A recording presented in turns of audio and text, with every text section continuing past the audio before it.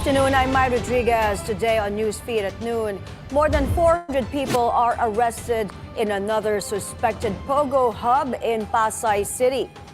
Pope Francis showing further signs of improvement as he spends his 13th day in hospital. U.S. President Donald Trump warns of more government layoffs at his first cabinet meeting. And Gossip Girl and Buffy the Vampire Slayer star Michelle Trachtenberg passes away at 39.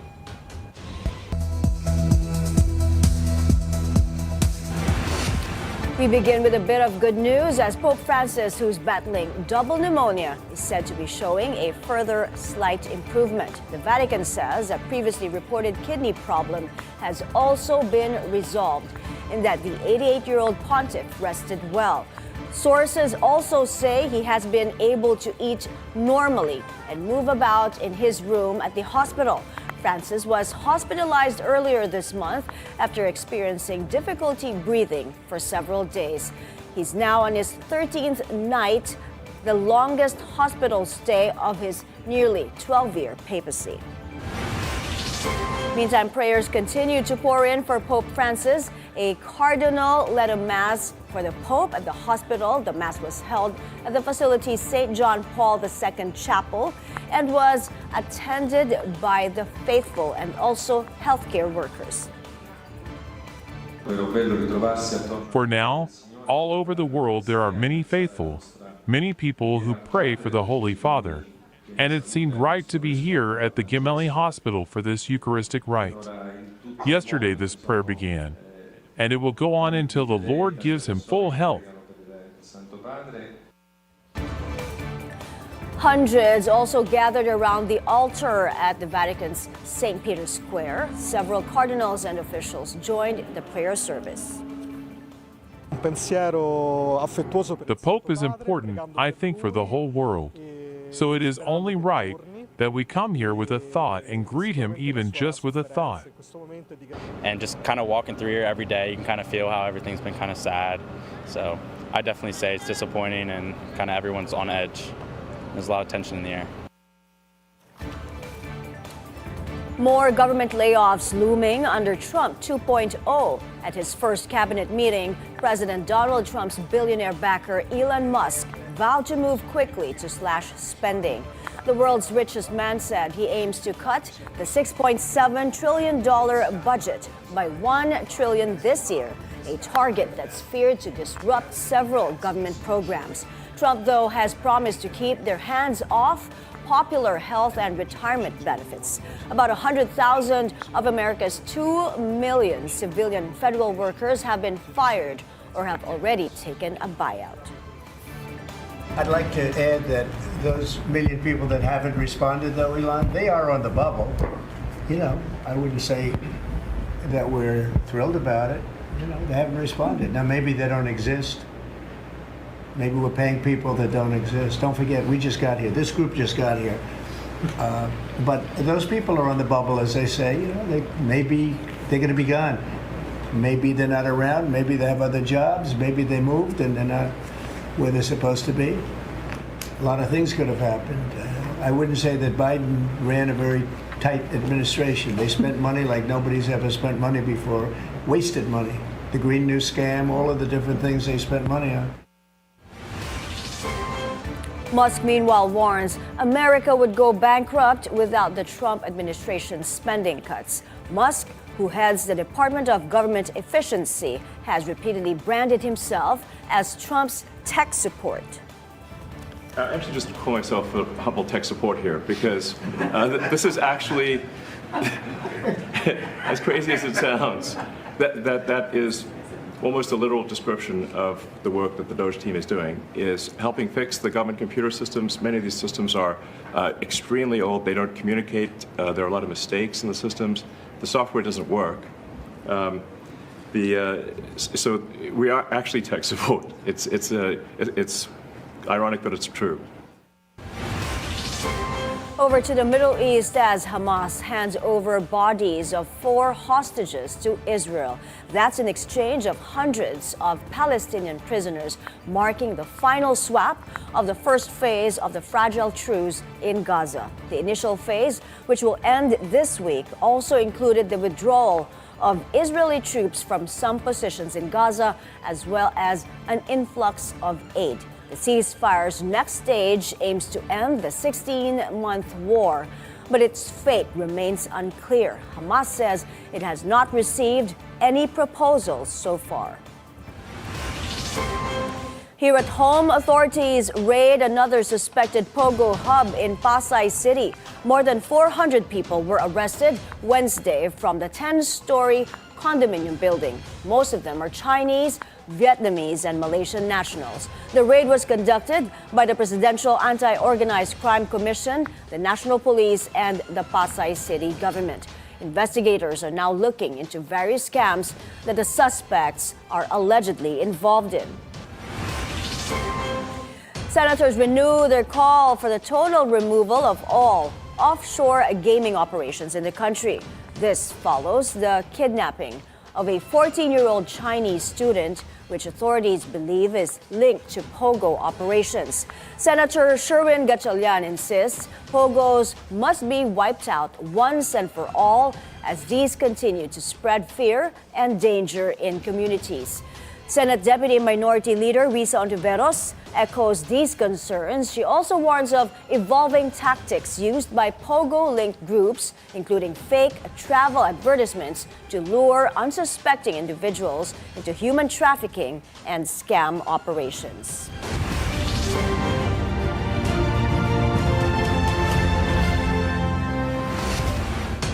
Senatorial candidate and ACT-CIS party list representative Erwin Tulfo is facing a new disqualification case. The latest petition cited as grounds his libel conviction, citizenship issues, political dynasty allegations, and academic qualifications. Tulfo says he is ready to face this second case. The Commission on Elections says the petition will be raffled today. The poll body has yet to rule on the first disqualification case filed against Tulfo and other members of his family. Meanwhile, Congressman Erwin Tulfo still leading in the second pre-election survey of the SWS. He is followed by Bongo and Lito Lapid. Former Senate President Tito Soto and Ben Tulfo are statistically tied in 4th and 5th place, while re-electionists Bong Revilla and Pia Cayetano occupy rank 6 to 7. Other bets who could supposedly make it to the Magic 12 are Ping Lacson, Bato de la Rosa, Manny Pacquiao, Abby Binay, and Willie Revillame. Out of the top 12 are presidential sister Senator Amy Marcos, former Interior Secretary Benhur Abalos, and former Senators Bam Aquino and Kiko Pangilinan. The survey was conducted from February 15 to 19. As for party lists, only 6 groups will supposedly make it to Congress, according to an SWS survey. Topping the list is 4Ps, followed by Duterte Youth and FPJ Panday Bayanihan. Also in the ranking, ACT-CIS, Senior Citizens, and Ascenso Pinoy. A party list needs to garner at least 2% of votes to get a seat in the House of Representatives. The Commission on Elections and survey firms are meeting today to iron out policies on pre-election polls. For more on this, let's bring in our correspondent Joash Maliban, who's on the scene at the COMELEC headquarters in Intramuros, Manila. Joash, go ahead. Yes, Mai, the Commission on Elections is set to formally launch Task Force Respect and meet with the survey firms today. This comes after the Commission released a resolution containing supplemental rules to regulate election survey results. New provisions include the required registration of all survey firms that aim to publish survey results, transparency in the methodology used and who commissioned the survey, and publishing of those information in the COMELEC website. Survey firms like the Octo Research previously said that they are willing to cooperate with the COMELEC regarding the new resolution. But they also mentioned that they are hoping to get clarification from the COMELEC today, especially on provisions that potentially violate freedom of speech. The COMELEC already said that their main target in this regulation measure is to eliminate the proliferation of bogus survey firms. According to COMELEC Chairman George Garcia, election survey results are sometimes weaponized and used to undermine the fair and honest election initiatives of the Commission. Survey firms are expected to give out their grievances and suggestions today. In turn, Mai, the COMELEC promised that they will consider the suggestions of the survey firms that will attend today's meeting and the official implementation of the new resolution. Back to you, Mai. Josh, how many survey firms are expected to attend today? More or less 40 survey firms are expected to attend today, according to COMELEC Commissioner Chairman George Garcia. Octo Research and Pulse Asia have also pledged their attendance today. Meanwhile, other smaller firms are also expected to attend. But we are still waiting on the statement of COMELEC Chair George Garcia whether SWS Survey will also attend today's meeting. Mai. All right, keep us posted. Thank you, Joash Malimban, reporting live from the COMELEC headquarters in Manila. The Philippine Air Force says it is ready to escort civilian aircraft conducting maritime patrol missions in the West Philippine Sea. This comes after a Chinese Navy chopper conducted dangerous maneuvers against an aircraft of the Fisheries Bureau. More from Francis Falve. The harassment by the People's Liberation Army against the Philippines in the West Philippine Sea has intensified in recent days. The latest incident involved a PLA Navy helicopter dangerously tailing and flying close to a BPAR aircraft near Bajo de Masinloc. It once again demonstrates that China is not a party that respects any form of international law or any form of dependability or reliability, because they have not been a credible citizen of the world, so to speak. And that's the Chinese Communist Party. Their expansionism, their disregard of safety, and their disregard of the rights, particularly of smaller states, is now patent and for the world to see. Defense Secretary Gilbert Chodoro emphasized the importance of strengthening alliances with other nations to ensure a secure, open, and pre-Indo-Pacific region. Last Friday, the French Carrier Strike Group participated in a bilateral maritime cooperative activity with Filipino troops in the West Philippine Sea. For the first time, the French nuclear-powered aircraft carrier Charles de Gaulle docked in the Philippines, along with 2 French multi-mission destroyers. According to the Philippine Navy, no Chinese Coast Guard, PLA Navy, or Chinese militia vessels approached the training site during the exercise. I would like to highlight that the presence of foreign navies in our maritime domain only speaks of the strengthening of relationships between the country and that particular navy. In this case, with the French Navy and the French government. Actions of the government to bring in other nations to observe and protect the rules-based international order are very much welcome, and we have noted a marked decrease in the illegal and coercive actions of the PLA Navy each time there is a multilateral or bilateral maritime cooperative activity, and expect that there will be more of these activities to come in the future. Meanwhile, in response to the dangerous maneuver of the Chinese Navy helicopter against the BPAR aircraft, the Philippine Air Force says it is ready to escort any aircraft conducting maritime patrols in the West Philippine Sea. Air Force spokesperson Colonel Maria Consuelo Castillo said they could deploy the FA-50PH light jet and the 29B Super Tucano attack aircraft to escort civilian planes during a maritime patrol mission. Whenever we are called upon to deploy our air assets to support other aircraft operating, be it civilian aircraft or another military aircraft, the Air Force is capable. Despite ongoing bilateral and multilateral maritime exercises with allied nations in the West Philippine Sea, China has once again called for the removal of the U.S. Type 1 missile system from the country.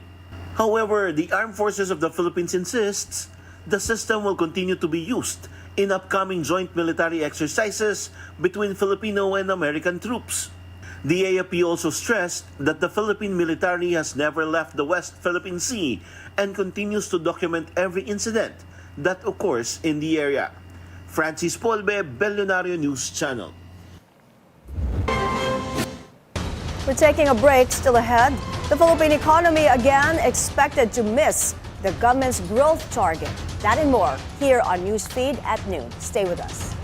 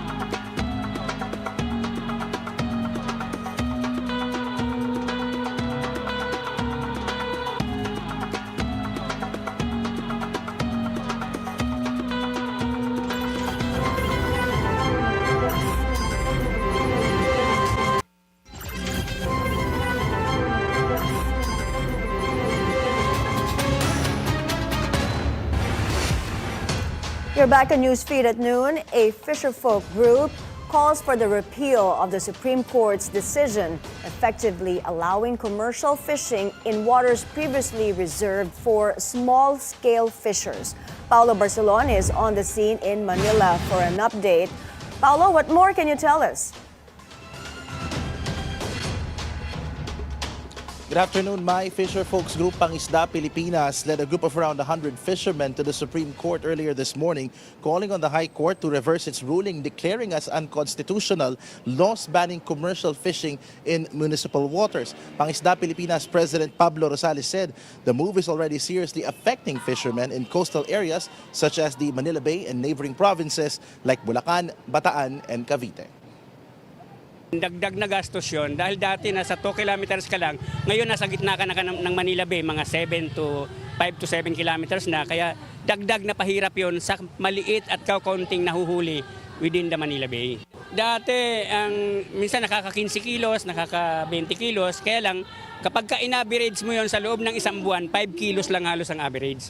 Kaya kung ang halaga ng isda mo ay 100 per kilo, may 500 ka lang na araw-araw na kita, babawasin mo doon yung gasolina at saka yung yelo na dala-dala mo sa laot. Mai, in its ruling dated December 19, 2024, the Supreme Court upheld a Malabon court decision in 2023 allowing a company to fish in municipal waters. This invalidated a provision of the Fisheries Code which previously reserved 15 kilometers from the coastline to small fishermen. The Agriculture Department earlier filed a motion for a motion for reconsideration before the High Court regarding the matter, saying the move has far-reaching consequences for the environment and the welfare of affected communities. Mai? Thank you. Paulo Barcelon there reporting to us live. New Transportation Chief Vince Dizon planning short and long-term solutions to give a seamless experience to the riding public. For the EDSA busway, he tells BNC is on point. He will review the system in place to ensure there is proper coordination for any emergency situation or exemption needed for those who will pass through it. I was told just today that there is a system. I have not been fully briefed about it and how effective it is. So that's my plan for the next couple of days to really understand and to see if this system is as effective as it should be. No? And if all agencies of government understand that there must be a system in place for things to work and things to work properly. For the MRT3, Dizon says they're planning to have separate walkways for train riders and EDSA busway commuters. He also cites the target full privatization of MRT3 operations this year. We want to privatize that this year. No, the full operations and maintenance. of MRT3. Completely privatized na. Hindi na po operations ang gobyerno, Hindi na po. maintenance ang Sumitomo. Hindi na po siya hybrid. And maniwala po kayo na when I say na kapag na-privatize po yan, mararamdaman po agad ng ating mga commuters ang diferensya at ang ginhawa.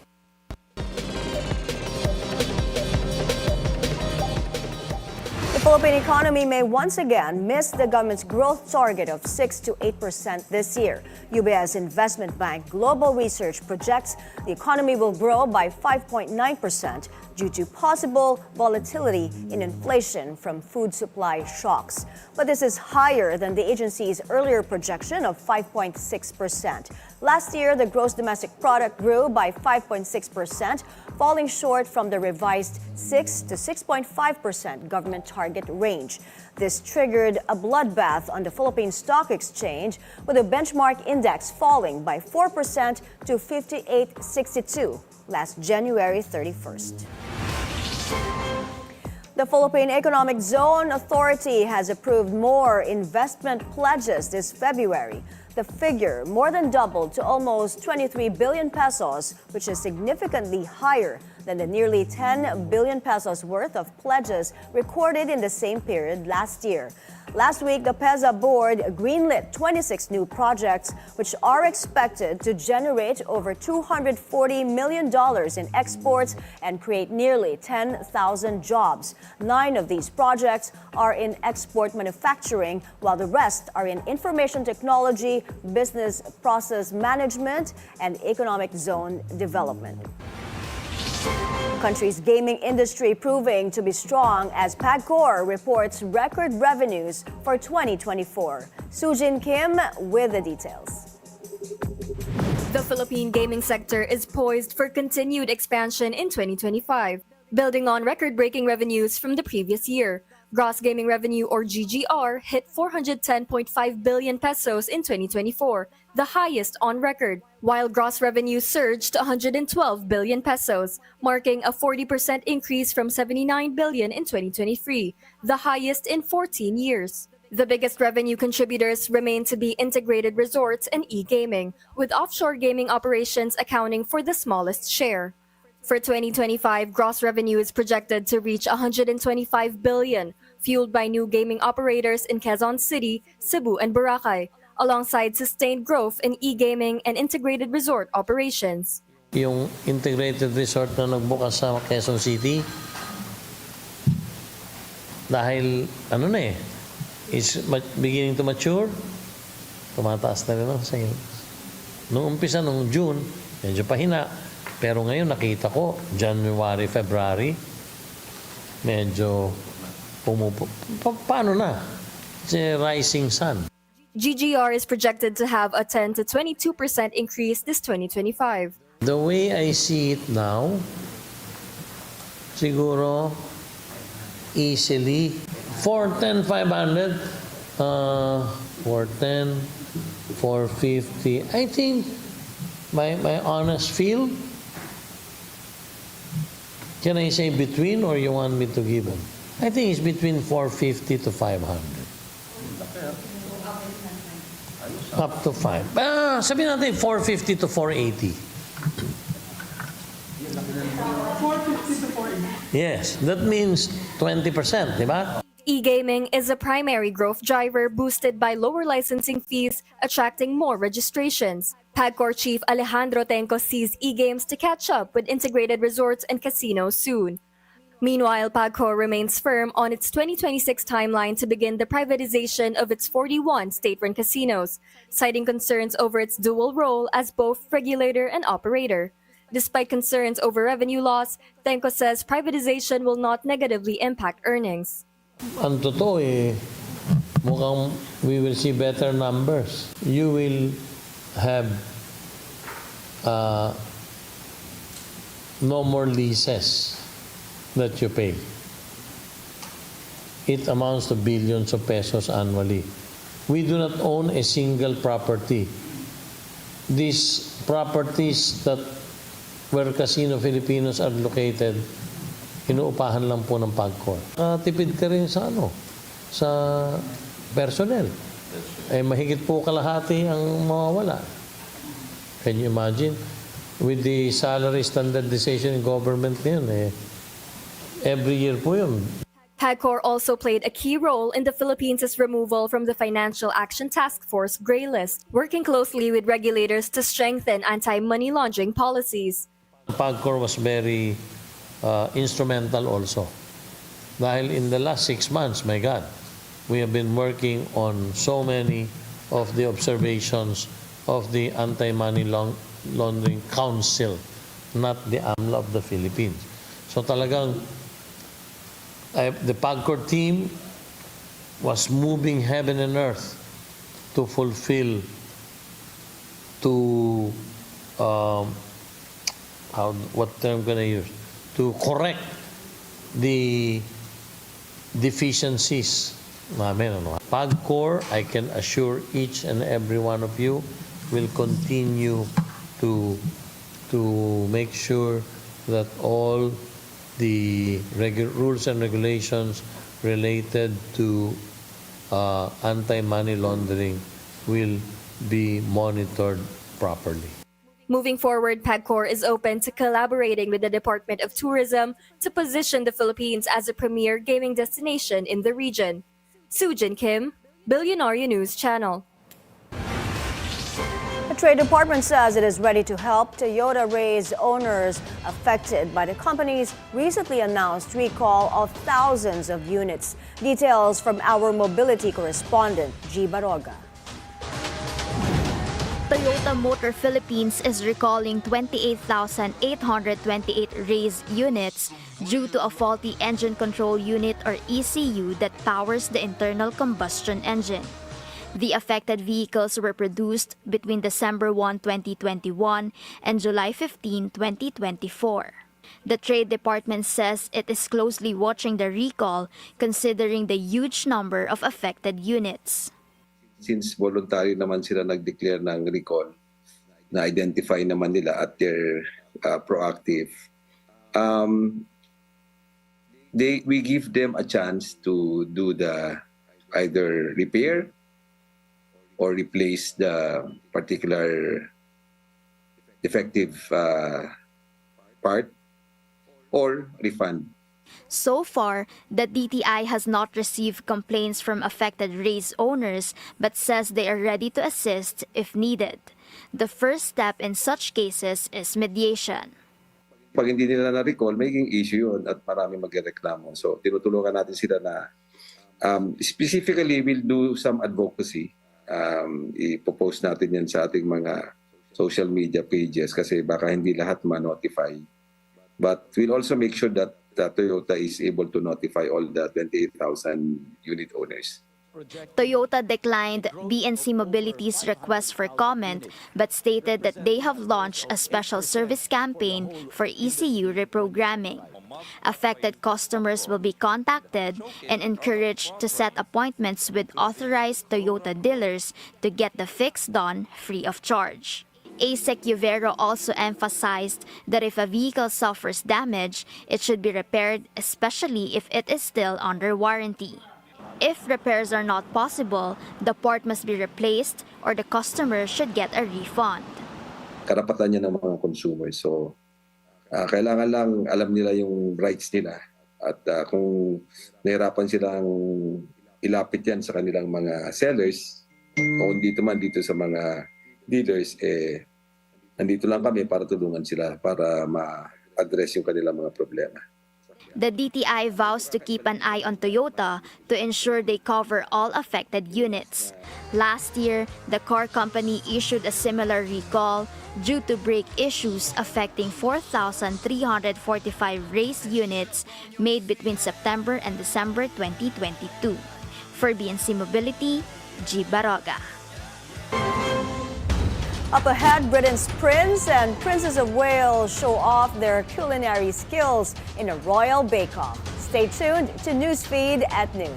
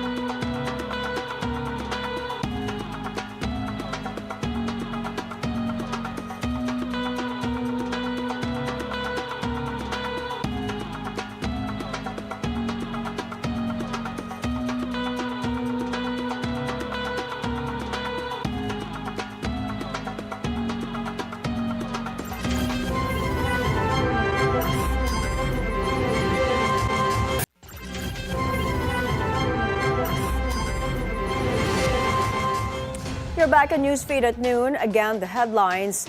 More than 400 people are arrested in another suspected POGO hub in Pasay City. Pope Francis showing further signs of improvement as he spends his 13th day in hospital. U.S. President Donald Trump warns of more government layoffs at his first cabinet meeting. And Gossip Girl and Buffy the Vampire Slayer star Michelle Trachtenberg passes away at 39. A survey reveals majority of Filipinos reject the impeachment of Vice President Sara Duterte. But the approval ratings of both Duterte and President Bongbong Marcos also declined, raising questions about the government's ability to maintain public confidence. Hanati reports. The impeachment court has yet to convene, but public opinion is already split. Some lawmakers say that could change once the trial begins. Siguro doon masasabi natin at makikita at maliliwanagan ng mga kababayan natin kung ano talaga ang laman nitong impeachment complaint. A WR Numero survey shows 47% oppose impeachment, 33% support it, while 20% are undecided. Vice President Sara Duterte still holds strong support in Mindanao. 66% reject impeachment. In Metro Manila, 48% favor the lower chamber's move. I think para sa akin personally is these surveys would only speak about how important the impeachment process is to the people. But while opinions vary, the Senate's verdict remains uncertain. 43% have no opinion on the impeachment trial. 34% want her acquitted, and 23% want her removed. Ang kailangan lang naman natin gawin natin kung ano yung talagang naatas sa atin na responsibilidad ng naayon sa saligang batas. Beyond impeachment, President Bongbong Marcos's approval ratings have dropped. From 45% to 30.1% satisfaction, 43% now disapprove, highest in Visayas and Mindanao. VP Sara's ratings also fell from 47% to 41% satisfaction, 29% dissatisfied, and 30% undecided. A political analyst calls the high number of undecided voters a big challenge. The administration needs to win them over in the coming months. The real battleground is now the large block of Filipinos still unsure about PBBM and VP Sara. Kaya malaking bahagi ng labanan ngayon will be the narrative, will be perceptions, will be ano ba yung messaging. No? Kaya tingin ko malaking bahagi in the next few months will be an air war. An air war para dito sa mga undecided. No? Yan ay clearly disenchanted sa mga policies ng gobyerno, especially in relation sa inflation, in relation sa employment, in relation sa wages, etc. On the impeachment, 56% believe PBBM should stay neutral, 24% want him to block it, and 20% want him to support it. The president has earlier said the executive branch will not intervene. Given VP Sara's huge political influence, House lawmakers expect strong public engagement once the trial begins. At saka ang kanyang pamilya, politically, we cannot deny that they have a substantial following. So I would expect that there's going to be a active engagement and public participation. Hanati, Bilyonaryo News Channel. Global aircraft manufacturer Boeing adopts 2 Philippine Eagles as it seeks to expand its contributions to the country's economy. Paulo Barcelon has the full story. Meet Hiraya and Makisi, 2 Philippine Eagles adopted by Boeing.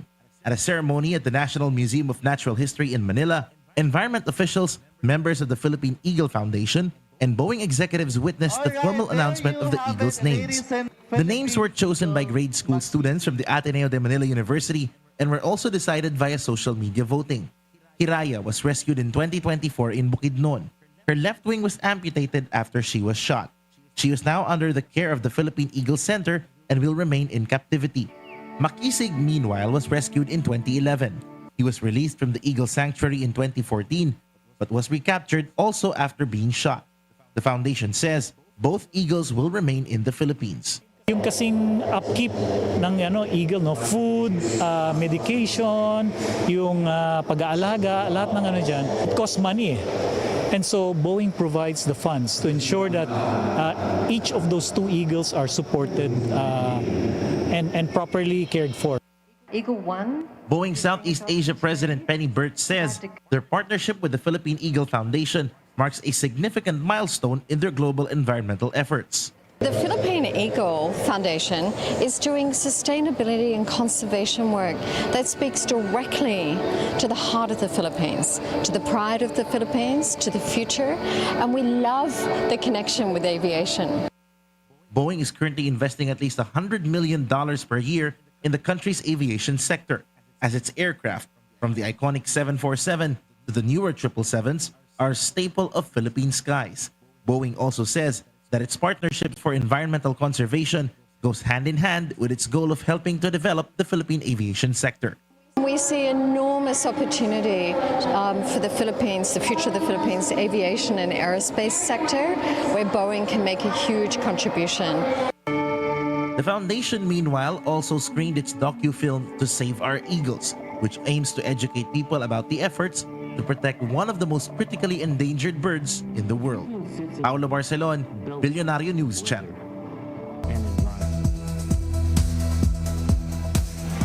The U.S. reports its first death from measles in a decade. The victim, a child in West Texas who was not vaccinated against a highly contagious disease. This comes as an outbreak in the state continues to grow. More than 130 measles cases have been reported in Texas and New Mexico this year. They've ranged in ages from infants, school-age children predominantly, and some older children as well.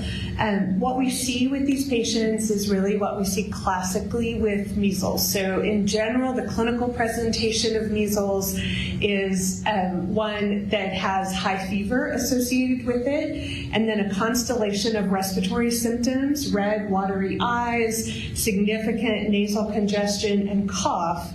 Are the hallmark symptoms, and then proceeding with a rash. And that rash is pretty characteristic, starts generally on the face and then spreads down the body. We do see outbreaks more frequently, but that is related to how much we're vaccinating our population. When we think about vaccine preventable illnesses, they're only preventable if we have adequate vaccination rates. And as we see those rates start to decline, across the nation, then we'll see more outbreaks. Donald Trump's trade war taking aim at the European Union this time. He says he will be announcing tariffs on the EU very soon, adding that the bloc was formed to, in his own words, screw the United States. An EU official says they're ready to challenge what they call unjustified barriers to free and fair trade. We have made a decision. We'll be announcing it very soon, and it'll be 25%, generally speaking, and that'll be on cars and all other things. And European Union is a different case than Canada, different kind of case. They've really taken advantage of us in a different way. Some royal news now as Britain's Prince and Princess of Wales show off their culinary skills in a royal bake-off. William and Kate visited a bakery and competed in making Welsh cakes. Crowds stood in a long line outside the market to meet the royals after their baking masterclass. Kate has gradually been returning to her public role after her bout with an unspecified form of cancer. Jane Austen fans in the UK holding year-long celebrations to mark her 250th birthday. At the Jane Austen Centre in southwestern England, visitors have been paying tribute by wearing extravagant costumes. The tourist attraction expects more guests than usual this year amid the milestone. Austen, whose work has sold millions of copies, is best known for her novels with strong women characters. She's most famous for Sense and Sensibility and Pride and Prejudice, which inspired the hit Netflix series Bridgerton. I like history overall, but what I like about her movies and books is that They're about time when women didn't have as many rights. They couldn't really, they weren't really their own people. They were owned by men and all that. But still, her female characters are very strong and vocal about their opinions and what they want. Jane Austen is of colossal interest in the city of Bath and throughout the United Kingdom, and a business has grown out of that. When you think that she earned probably less than £650 for her novels, I often ask myself, I wonder what she would make of it all. We're taking another breather. Still to come, Conan O'Brien hints at what to expect in his Oscars hosting debut. Keep it here on Newsfeed at noon.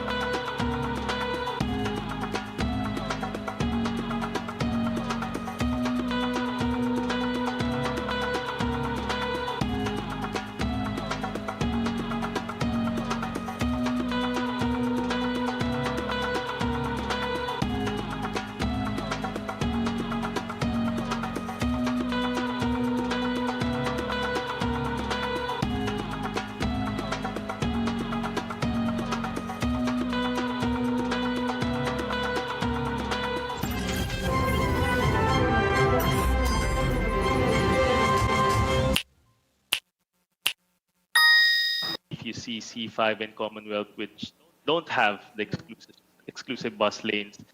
Very traffic na dyan ngayon. But the main point there is that we're making EDSA less efficient. The bus lanes are more efficient than the pre-EDSA carousel scenario because we're moving more people per hour on that road because buses take around 50 passengers per vehicle, while cars can only move around on average 1.5. You can say could house like 5 people, but normally it would just have like 1.5 average number of persons inside. We should change the metrics of MMDA and the other agencies where they always focus on the number of vehicles that are being moved rather than knowing or like calculating how many people. Because if you can move like 3 buses but each would have 50 passengers each, then that's 150 people compared to moving like 60 cars. If you can see cars moving, it won't be as efficient as the bus lane. Now, there is a proposal to extend the leasing of land from 50 years to 90 years. And I was quoted as saying that that's actually an improvement, which is true. But of course, the company still doesn't own the land. What we're looking at as companies, as the UK is the infrastructure opportunities that exist in the Philippines, particularly on renewable energy and in other sectors to make that economy more robust. We've already seen investments in renewable energy from the UK side, but I think it will continue to grow if we can open the sector. And also, of course, for us, particularly in the retail sector, as we see opportunities, particularly in food and beverage. Ciao, mabuhay. You are watching The Word Exposed. Prepare our hearts as we dive deeper into our faith and receive the strength from God's Word. Join Cardinal Luis Antonio Tagle as he shares the reflection we need for the rest of the week. We pray that the Word of God would find fulfillment in your life and His blessings be always upon you. Every Sunday, 7 a.m. with replays at 3 p.m. From the filing of candidacies until the last ballot is counted, your newest trusted news source, BNC, the Bilyonaryo News Channel, will be at the forefront to guide your decisions and guard your vote. Tune in to BNC's Election 2025 special coverage.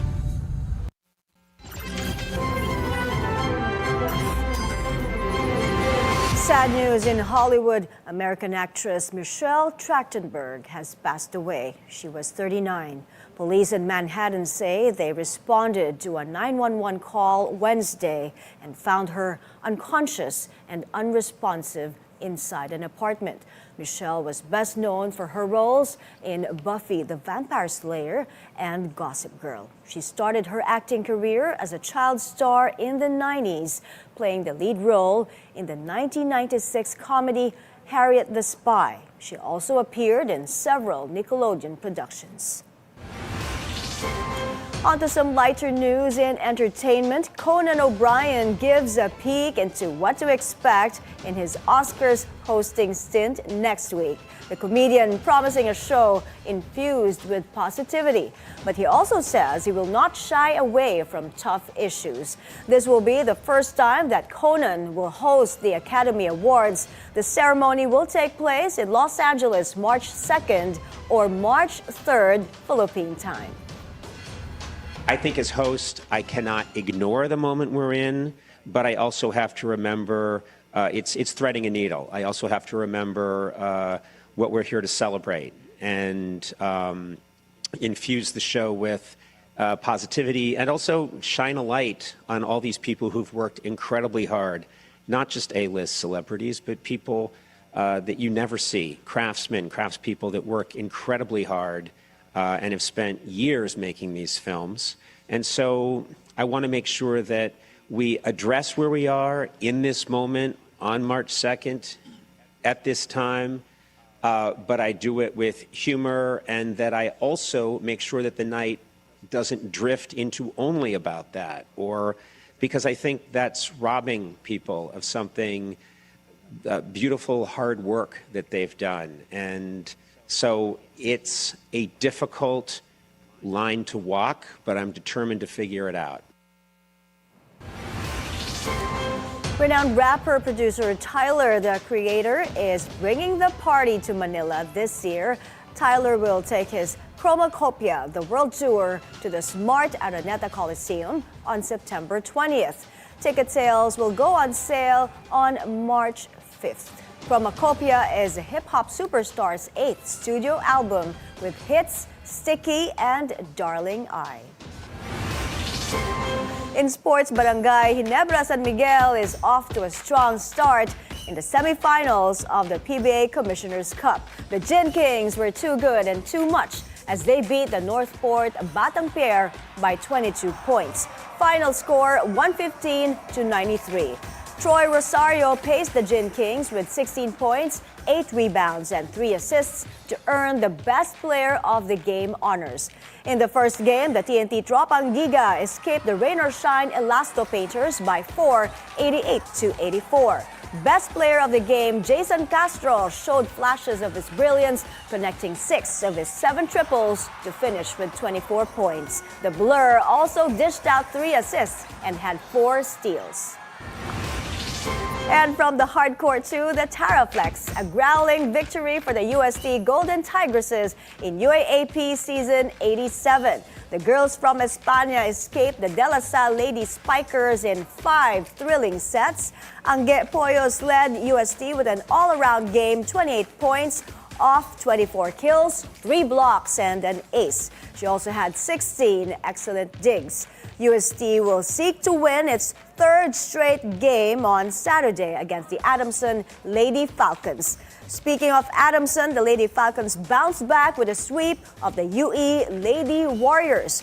Adamson super rookie Shaina Nitura clobbered the girls from Recto with 18 points off 16 attacks, plus a block and an ace. She also had 11 excellent digs. And those are the news this hour. I'm Mai Rodriguez. Keep it here on the Bilyonaryo News Channel. Good afternoon.